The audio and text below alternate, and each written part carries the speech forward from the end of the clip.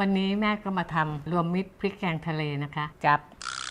สิ่งของในทะเลมาลงพริกแกงให้หมด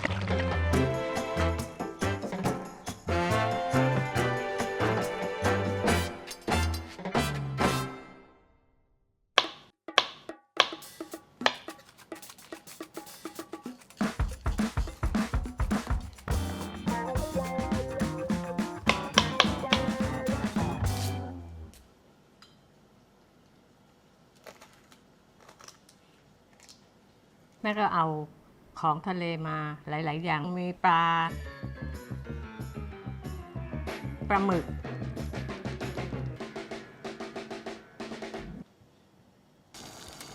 พวกกุ้งหอยปูปลาเนี่ยมันจะคาวมันจะมีวิธีอย่างหนึ่งตั้งน้ำให้เดือดใส่เกลือลงไปนิดนึงเอาพวกเนื้อสัตว์ทั้งหลายลงไปลวกมันจะทำให้รสชาติดีและกลิ่นหอมไม่เหม็นคาว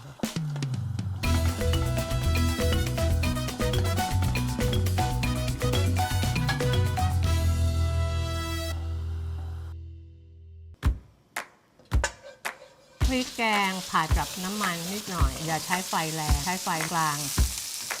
แล้วค่อยๆเอาน้ำกะทิเนี่ยเติมลงไปทีละน้อยให้ข้นๆ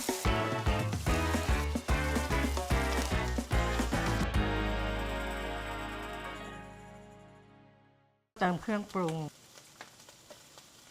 ถ้าคนชอบหวานปลาแรมก็ใส่น้ำตาลได้นิดนึงแต่ว่าถ้าไม่ชอบหวานก็ไม่ต้องใส่แล้วแต่คนทานใส่เนื้อสัตว์ลงไปมือเบาๆไม่งั้นเขาจะแหลกเหลวแล้วก็ไม่น่าทานนะคะใบมะกรูดพริกแดงนะคะหั่นฝอยๆใบโหระพา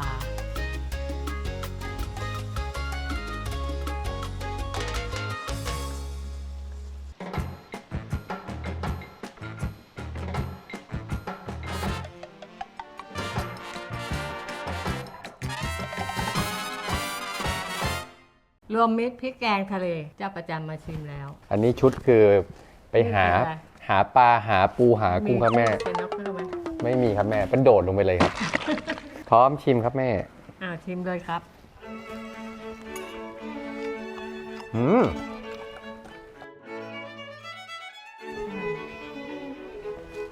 อร่อยอ่ะ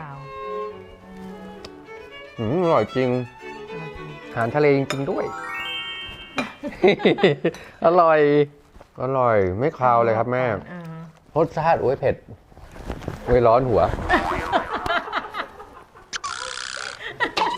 ของที่แม่ทำไม่เผ็ดมากแล้วก็หอมเครื่องแกงรสชาติกลมกล่อมหอมแล้วออกไปหาปลาหมึกเพิ่มก่อน อร่อยครับ